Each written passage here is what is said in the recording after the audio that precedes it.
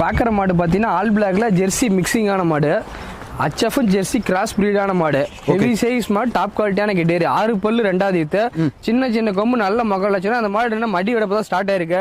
என்ன கண்ணு பார்த்தீங்கன்னா 20 நாள்ல இருந்து 25 நாள் டைம் எடுத்துக்கும். 2 நேரமும் 23 லிட்டர் கேரண்டி கொடுக்கலாம். ஹெவி சைஸ் மாடு.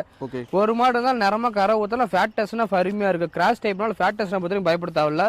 மாடு நல்லா லென்த் வெயிட் ஹைட் நல்லா சதர மட்டியா வைக்கும். தொங்கு மடி வைக்காது. மடி பாதி மாடு பாதி சதர மட்டி வைக்கும். காம்பு நல்லா கருங்காம்பு. பீஸ் எடுத்து டைட் வராது. கருப்பு ரோஸ் மிக்சிங்கான காம்பு.